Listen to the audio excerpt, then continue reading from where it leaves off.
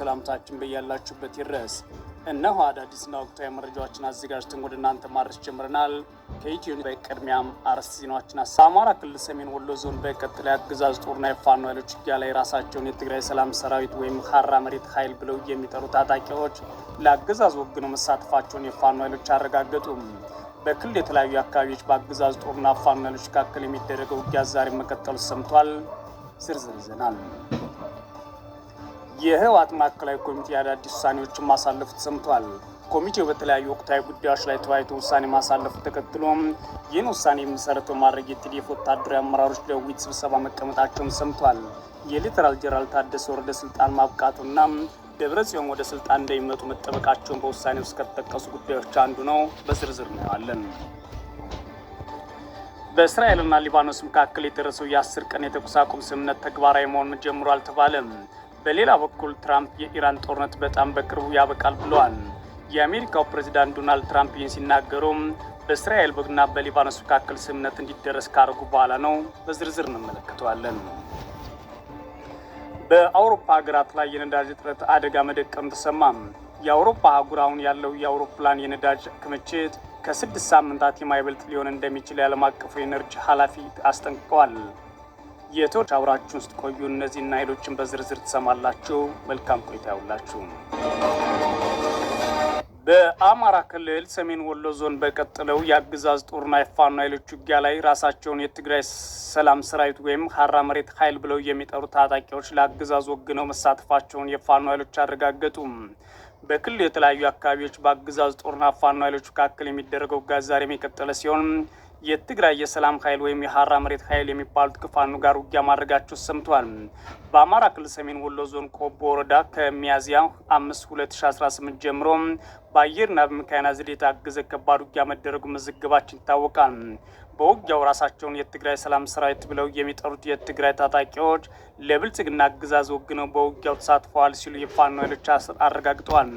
የአማራ ፋኖ ብሔራዊ ንቅናቄ ምኒልክ ዕዝ ራሱን የትግራይ ሰላም ሰራዊት ወይም ቲፒኤፍ ወይም ሀራ መሬት ኃይል እያለ የሚጠራው የጌታቸው ረዳ ታጣቂ ቡድን ከብልጽግና መከላከያ ሰራዊት ጋር በመሆን ምኒልክ ዕዝ ላይ በራያ ግንባር ውጊያ ከፍቶ የሰነበተ ሲሆን ከፍተኛ ሰብአዊ ኪሳራ ማስተናግዷል ሲል ለሚዲያችን በላከው መረጃ አረጋግጧል። ራሱን ነጻ አውጪ ነኝ እያለ የሚጠራው ታጣቂ ቡድኑ ከብልጽግና አገዛዝ ሰራዊት ጎን ለጎን በመሰለፍ በራያ ግንባር ፋኖን እየተዋጋ ነው ያለው አፋብን ምኒልክ ዕዝ ከሚያዝያ 5 2018 ጀምሮ አሁን በቀጠለው የራያ ግንባር ከባድ ውጊያ በጮቤ በር በካራይል በቀመሌና በመሰለፍ ከምኒልክ ዕዝ ጋር እየተዋጋ ይገኛል ሲል ይፋ አድርጓል። አሁን ላይ የፋኖ ኃይሎች በክልሉ ራያ ቆቦ ቀጠና ከተሰለፈው የአገዛዙ መከላከያ ሰራዊት፣ ፌዴራል ፖሊስ፣ አድማ ብተና፣ የቲፒኤፍ ወይም ሀራ መሬት ኃይል እንዲሁም ሚኒሻና ፖሊስ ጋር ከባድ ውጊያ እያደረግን ነው ብሏል አፋብን። በዚህ ውጊያ እስከ ሚያዝያ 7 2018 ዓ.ም አመሻሽ ድረስ በተኩለሽ ዙሪያ በገደባ በሸዎችና አምዴ አምባ እና አካባቢዎች በተደረገው ውጊያ የአገዛዝ ጦር አመራሮችን ጨምሮ በርካታ ወታደሮች ተገድለዋል ሲል አስታውቋል። በክልሉ ሌሎች አካባቢዎች በአገዛዝ ጦርና ፋኖ ኃይሎች መካከል የሚደረገው ውጊያ መቀጠሉን የፋኖ የመረጃ ምንጮች ተናግረዋል። በትላንትናው ዕለት ሚያዝያ 8 2018 ዓ.ም የፋኖ ኃይሎች በምዕራብ ወሎ ቀጠና በከፈቱት ውጊያ ልጓማ ከተማን መቆጣጠራቸውን የመረጃ ምንጮች ለኢትዮ ኒውስ ተናግረዋል። የፋኖ ኃይሎች በአካባቢው ለተከታታይ ቀናት ከአገዛዝ ጦር ጋር ውጊያ ሲያደርጉ ቆይተው በትላንትናው ዕለት ልጓማ ከተማን መቆጣጠራቸውን የተሰማው። በተመሳይ በክልሉ ጎጃም ቀጠና ደብረ ማርቆስ ቅርብ ርቀት በተደረገ ውጊያ ከ45 በላይ የአገዛዝ ጦር አባላት መገደላቸውን የፋኖ ኃይሎች ይፋ አድርገዋል። ሚያዝያ 8 2018 ዓ.ም ከንጋቱ 11 ሰዓት ጀምሮ ለሰዓታት በተቀጠለው ውጊያ በተለይም የአገዛዙ አድማ ብተና አባላት ከፍተኛ ጉዳት ደርሶባቸዋል የተባለው ውጊያው ከደብረ ማርቆስ ከተማ ቅርብ ርቀት ሊባኖስ የተባለ አካባቢ መሆኑን የፋኖ የመረጃ ምንጮች ለኢትዮ ኒውስ ተናግረዋል። በዚህ ውጊያ ከተገደሉት በተጨማሪም በርካታ የአገዛዝ ጦር አባላት ቆስለው ደብረ ማርቆስ ሆስፒታል መግባታቸውንም ሚዲያችን ሰምታለች። የህወሓት ማዕከላዊ ኮሚቴ አዲስ ውሳኔ ማሳለፉ ተሰማ። ኮሚቴው በተለያዩ ወቅታዊ ጉዳዮች ላይ ተወያይቶ ውሳኔ ማሳለፉ ተከትሎ ይህ ውሳኔ መሰረት ማድረግ የቲዲኤፍ ወታደራዊ አመራሮች ለውይይት መሰብሰባቸውም ተሰምቷል። የህወሓት ማዕከላዊ ኮሚቴ ባለፉት 2 ቀናት በአክሱም ከተማ ውይይት እያደረገ እንደሆነ ፓርቲው አስታውቆ ነበር። የውይይቱ ዋነኛ ጉዳይ ወቅታዊ ጉዳዮች ላይ ውሳኔ ለማሳለፍ ያለመን ያለው ህወሓት በዕለቱ በወጣው መግለጫ ያሳለፋቸውን ውሳኔዎች ለህዝብ ይፋ ያደርጋሉ ማለት ይታወቃል። በዋናነት ህወሓት ከአብይ አህመድ ሹመት የተቀበሉት ሌተናል ጄኔራል ታደሰ ወረደና ጊዜያዊ አሰራሩን በተመለከተ በ2013 የተመረጠውን የደብረ ጽዮን ሲመራው የነበረውን የክልሉ መንግስትና ምክር ቤቶችን መመለስን በተመለከተ እንዲሁም ቀጣዩ የትግል ጉዞና ሌሎች ክልሎች ኃይሎች ጋር እንዲሁም ሊኖር ስለሚገባው ግንኙነት መሰረት ያደረገ ውይይት ማድረጉን የተሰማው የማዕከላዊ ኮሚቴው ስብሰባ ትላንት ምሽት የተጠናቀቀ ሲሆን በሶስቱ ጉዳዮች ላይ ግልጽ ውሳኔ ያሳልፋል ተብሏል። የሌተናል ጄኔራል ታደሰ ወረደ ሹመት አልቀበልም ያለው ህወሓት አሁን በማዕከላዊ ኮሚቴው ታደሰ ወረደን ከቦታው ለማንሳትና የፕሪቶሪያ ስምምነት በአብይ አህመድ ምክንያት ማብቃቱን ለመወሰንና ለማሳየት ግልጽ ውሳኔ ያሳልፋል የተባለው ህወሓት ታደሰ ወረደን ከአብይ ሹመት ተቀብለው ወደ መቀለ ሲመለሱ ከፕሪቶሪያ ስምምነት ውጭ የተፈጸመ ሹመት ስለሆነ አልቀበለውም በማለት መግለጫ ወጣ መሆኑ አይዘነጋም። ሌዳይ ደግሞ ከጦርነቱ በፊት የነበረውን የክልሉ መንግስት መመለስ የሚለው ሲሆን በዚህም በደብረ ጽዮን ገብረ ሚካኤል የሚመራው የክልሉ መንግስት የሌተናል ጄኔራል ታደሰ ወረደ አሰራር እንዲተካ የተወሰነ ሲሆን የክልሉ የተዋረድ ምክር ቤቶችም ወደ ስራቸው እንዲገቡ ውሳኔ ተላልፏል ተብሏል። በተጨማሪም ከአማራ ከአፋር ክልሎችና ሌሎች ጋር የሚኖሩ ግንኙነት በተመለከተ መወያየታቸውን የተሰማ ሲሆን ግንኙነቱ በግልጽና በተጠናከረ መልኩ እንዲፈጸም አስፈላጊ ከሆኑ ስምምነቶች ተደርገው ለህዝብ ይፋ እንዲደረጉ ጭምር የህወሓት ማዕከላዊ ኮሚቴ ውሳኔ ያሳልፏል ሲሉም የቅርብ የመረጃ ምንጮች ተናግረዋል። የፕሪቶሪያው ስምምነት ፈራሚ የሆነው ህወሓት ስልጣን አትቀበል ሲላቸው የነበሩትና ከአብይ አህመድ ሹመት የተቀበሉት ሌተናል ጄኔራል ታደሰ ወረደ በአሁኑ ሰዓት ከፕሬዝዳንትነታቸው እንዲነሱ የተወሰነባቸው ሲሆን እንዴት ይፈጸማል የሚለው ግን የብዙዎች ጥያቄ ነው። ይህ የህወሓት ማዕከላዊ ኮሚቴ ስብሰባ ውሳኔ የተከተለው የቲዲኤፍ ወታደራዊ አዛዦች ለስብሰባ ተቀምጠዋል ተብሏል። ወታደራዊ አዛዦች ጊዜ አሰራሩን አንስተው ለነባሩና በደብረ ጽዮን ላይ የመራው መንግስት ክልሉን እንደሚያስረክቡ የሚጠበቅ ሲሆን የሰራዊት የበላይ አዛዥ የሆኑት ሌተናል ጄኔራል ታደሰ ወረደ ከፕሬዝዳንትነት ለማንሳት የሚያስችል እቅድ ላይ ይመክራል ብለዋል የመረጃ ምንጮችም። እንዲሁም ይህን ተከትሎ የብልጽግና አገዛዝ የሚፈጥረውን ወታደራዊ ውጥረትና ትንኮሳ ለመመከት ከሌሎች ኃይሎች ጋር ለመተባበር የሚቻልባቸው መንገዶች በተመለከተ ውይይት ይደረጋል የተባለ ሲሆን ህወሓትም የውሳኔውን መግለጫ ዛሬ ለህዝብ ይፋ ያደርጋል ተብሎ ይጠበቃል። ከደብረ ጽዮን ታደሰ ወረደ ይሻለኛል የሚሉት የቀድሞ ጊዜ አሰራሩ ፕሬዝዳንትና የአሁኑ የአብይ አህመድ አማካሪ ሚኒስትር አቶ ጌታቸው ረዳ የህወሓት ውሳኔ እብደት ነው ያሉ ሲሆን አመራሮችን ደግሞ የአእምሮ ህመም ያለባቸው ብለዋቸዋል። የጄኔራል ታደሰ ወረደን የቅርብ ደጋፊዎች ከወዲሁ ተቃውሟቸውን ያሰሙ ሲሆን ጄኔራሉ ከ3 ቀን በፊት በሰጡት መግለጫ በንግግር እንጂ በጉልበትና በግርግር የሚሆን ነገር የለም በማለት መዛታቸው ይታወሳል። ሌተናል ጄኔራል ታደሰ ወረደ የሰራዊቱ አዛዥነታቸውን በተመለከተ እስካሁን ምን እንደተወሰነ ባይታወቅም ፕሬዝዳንትነታቸው ግን ህጋዊ መሰረት እንደሌለውና አብይ አህመድ የሰጣቸው ሹመት እንደሆነ ተወስኖ እንዲነሱ መወሰኑ ተሰምቷል።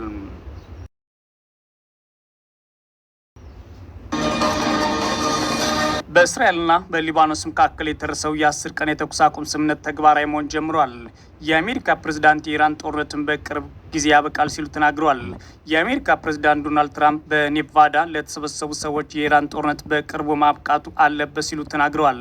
ትራምፕ በኢራን የሚካሄደው ጦርነት ያለምንም እንከን እየተካሄደ ነው ካሉ በኋላ በቅርቡ መጠናቀቅ አለበት ሲሉ ተሰምተዋል።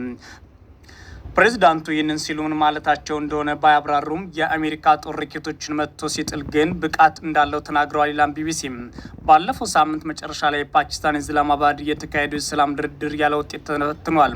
ዋሽንግተን በሁለቱ ሀገራት መካከል ቀጣይ ድርድር ለማድረግ ንግግሮች ምራቸውን ቢገልጽም መቼና የት ይካሄዳል የሚለውን ግን ይፋ አላደረገም። እንዲሁም በተለይ በእስራኤልና ሊባኖስ መካከል የተደረሰው የ10 ቀን የተኩስ አቁም ስምምነት ተግባራዊ መሆን ጀምሯል ተብሏል። የአሜሪካው ፕሬዝዳንት የተኩስ አቁም ስምምነቱ ለ10 ቀን ብቻ የተደረገ ቢሆንም ሊራዘም ይችላል ሲሉ ጠቁመዋል። የእስራኤል ጠቅላይ ሚኒስትር ቤንያሚን ኔታንያሁ ከሊባኖስ ጋር ታሪካዊ የሰላም ስምምነት እድል ይፈጥራል ብለዋል። በኢራን የሚደገፈው ሄዝቦላ የተኩስ አቁሙን እንደሚያከብር ጠቅሶ በኋላ ላይ በሁሉም የሊባኖስ ግዛቶች የተሟላ ጥቃቶች ማቆም እንዲያካትትና የእስራኤል ጦር በነጻነት እንዳይንቀሳቀስ ጠይቋል። ኔታንያሁ ጦራቸው በደቡባዊ ሊባኖስ ውስጥ 10 ኪሎ ሜትር ያህል ዘልቆም በመግባት የደህንነት ቀጠና ወይም ደግሞ እንደሚያቆም የተናገሩ ሲሆን ይህ ግን ከሄዝቦላ ፍላጎት ውጭ የሆነ ነው። የአሜሪካ ውጭ ጉዳይ ሚኒስቴር በስምምነቱ መሰረት የሊባኖስ መንግስት ሄዝቦላ እስራኤል ላይ ጥቃት እንዳይፈጽም ለማድረግ ተጨባጭ እርምጃዎች መውሰድ ይኖርባታል ብለዋል። አክሎም የሊባኖስ ጸጥታ ኃይል ለሊባኖስ ሉዓላዊነትና ብሔራዊ መከላከያ ሙሉ ኃላፊነት እንዳለበት አስታውቋል። የተኩስ አቁሙ ተግባራዊ መሆን እንደጀመረ የእስራኤል መከላከያ ባለፉት 24 ሰዓታት ውስጥ በደቡባዊ ሊባኖስ የሚገኙ ከ380 በላይ የሂዝቦላ ኢላማዎችን መደብደቡም ተሰምቷል። ኢላማ ከሆኑት መካከል የሮኬት ማስወንጨፊያዎቹ ዋና መስሪያ ቤቱና የሂዝቦላ አባላት ይገኙበታል። ትራምፕ የሊባኖስና የእስራኤል መሪዎች በዋሽንግተን ተገናኝተው በቀጣይ ጉዳዮች ላይ እንዲወያዩ መጋበዛቸውን ተናግረዋል። እስካሁን ግን ከየትኛውም ወገን ስለ ግብዣው ማረጋገጫ አልተገኘም። ዶናልድ ትራምፕ በትሩዝ ሶሻል ማህበራዊ ገጻቸው ላይ ዛሬ ለሊባኖስ ታሪካዊ ቀን ነው ሲሉ ጽፈዋል። መልካም ነገሮች እየሆኑ ነው ያሉት ትራምፕ በሌላ የማህበራዊ ሚዲያ ልጥፋቸው ሂዝቦላ በዚህ ወሳኝ ጊዜ ተገቢውና የተረጋጋ ባህሪውን ያሳይ ሲሉም ተስፋ እንዳላቸውም ተናግረዋል። በአውሮፓ ሀገራት ላይ የነዳጅ እጥረት አደጋ መደቀኑ ተሰማ። የአውሮፓ አህጉር አሁን ያለውን የአውሮፕላን ነዳጅ ክምችት ከ6 ሳምንታት የማይበልጥ ሊሆን እንደሚችል ዓለም አቀፉ የኤነርጂ ኤጀንሲ ኃላፊ አስጠንቅቀዋል። የአውሮፓ አህጉር አሁን ያለው የነዳጅ ክምችት ለ6 ሳምንታት ብቻ የሚበቃ ነው ሲል የዓለም አቀፉ የኢነርጂ ኤጀንሲ ኃላፊ ትላንት ሚያዝያ 8 2018 ዓ.ም በሰጡት ቃለ መጠይቅ አስታውቀዋል። በአሜሪካ እስራኤልና ኢራን መካከል ባለው ጦርነት ምክንያት የነዳጅ እጥረቱ እንደተዘጋ የሚቀጥል ከሆነ በቅርቡ የበረራ ስረዛዎች ሊያጋጥሙ ይችላሉ ሲሉ ያስጠነቀቁት የኤጀንሲው ዋና ዳይሬክተር ፋቲህ ቢሮል በሆርሙዝ የባህር ሰርጥ በኩል የሚደረገው የነዳጅ የጋዝና ሌሎች ወሳኝ አቅርቦቶች መቋረጥ ያስከተለውና እስካሁን ካጋጠሙ የኃይል ቀውሶች ሁሉ የከፋ ሲል የገለጹት ዓለም አቀፋዊ ተጽዕኖ አሳሳቢ ነው ሲሉ አብራርተዋል። ዳይሬክተሩ ለአሶሼትድ ፕሬስ እንደገለጹት ቀደም ሲል ዳየር ስትሬትስ የሚባል የሙዚቃ ቡድን ነበር። አሁን ግን የባህር ሰርጥ ራሱም አስቸጋሪ ሁኔታ ላይ ነው ያለው። ይህ በዓለም ኢኮኖሚ ላይ ከፍተኛ ተጽዕኖ ይኖራል። ሁኔታው በቆየ ቁጥር ደግሞ የዓለም የኢኮኖሚ እድገትና የዋጋ ግሽበት ይበልጥ አስከፊ ይሆናል ብሏል። ቢሮል በፓሪስ ከሚገኘው ቢሮአቸው ሆነው በሰጡት በዚህ መግለጫ ላይ የዚህ ቀውስ ውጤት የቤንዚን የጋዝና የኤሌክትሪክ ዋጋን እጅግ ከፍ የሚያደርግ መሆኑን አጽንኦት ሰጥተው ተናግረዋል ይላል ዘገባው። እንደ አውሮፓውያን አቆጣጠር ከ2015 ጀምሮ የዓለም አቀፉ የኢነርጂ ኤጀንሲ በኃላፊነት እየመሩ ያሉት ቱርካዊ የኢኮኖሚና የኢነርጂ ባለሙያ ይህ ቀውስ ይበልጥ የሚጎዳቸው ሀገራቸው ድምጻቸውን በስፋት የሚሰሙ አይደሉም፣ ይልቁም ታዳጊ ሀገራት ላይ በተለይም በኤዥያ በአፍሪካና በላቲን አሜሪካ በሚገኙ ድሀ ሀገራት ላይ የሚበረታ ይሆናል ብሏል። ሆኖም የሆርሙዝ የባህር ሰርጥን በቋሚነት ሊያስከፍት የሚችል ስምምነት ካልተደረሰም ሁሉም ሰው ሰለባ መሆኑ አይቀሬ ነው ሲሉ አክሏል። ባለሙያ አክለውም አንዳንድ ሀገራት ከሌሎች በልጠውና ሀብታም ሊሆኑ ይችላሉ፣ አንዳንዶቹም የተሻለ የኢነርጂ አቅርቦት ሊኖራቸው ይችላል። ነገር ግን ከዚህ ቀውስ ነጻ ሊሆን የሚችል አንድም ሀገር የለም ማለታቸው ተዘግቷል። ቤተሰቦች መረጃዎቻችን እነዚህ ነበሩ። መልካም ጊዜ እመኛለሁ።